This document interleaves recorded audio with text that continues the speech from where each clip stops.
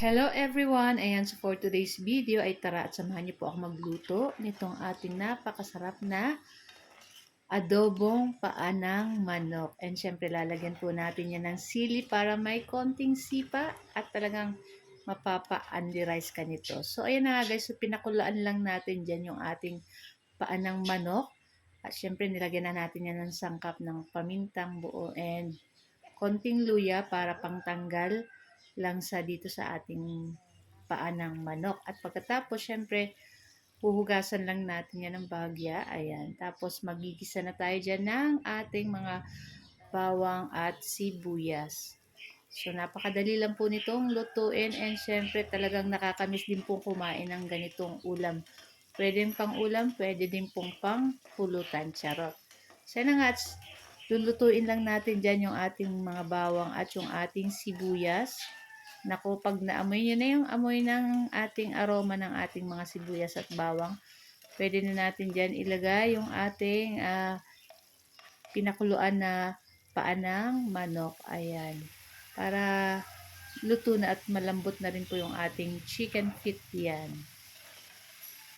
So, kayo po ba guys, ano po usually ang niluluto nyo sa ganitong paa ng manok? Usually, nakikita ko po is mga adobo and sa mga barbecue, ayan, yung mga nasa stick na chicken feet. So, maglalagay po tayo dyan ng paminta. Syempre, hindi mawawala. And syempre, maglalagay din po tayo ng soy sauce. Ayan. Tapos, mamaya maglalagay tayo dyan ng oyster sauce pa para mas masarap. Ayan, naglagay na rin pala tayo dyan ng suka.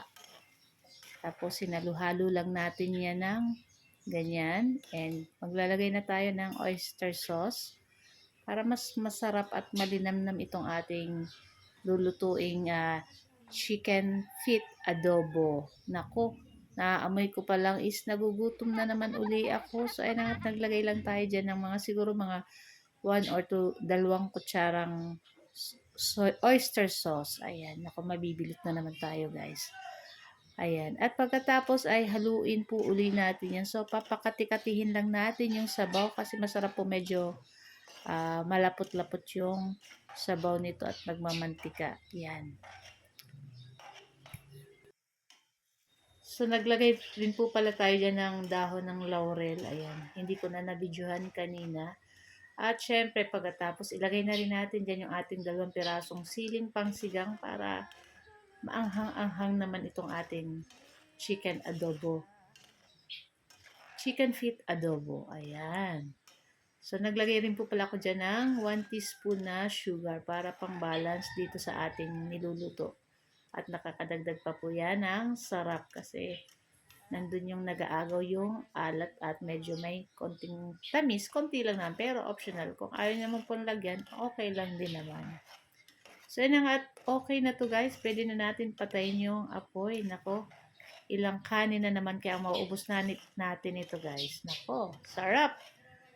Sarap din talaga nito i-partner sa kahit anong beer or mojito. Charot, ayan. Nako, sarap nitong pampulutan guys. Ayan, nakita niyo ba yan? Umuusok-usok pa. At ayan na nga, at ready to serve na. So, ano pang hinihintay nyo guys? Kumuha na rin kayo ng plato at sabahan nyo na kaming kumain itong ating chicken adobo beef. So guys, thank you for watching. See you next video. Ciao!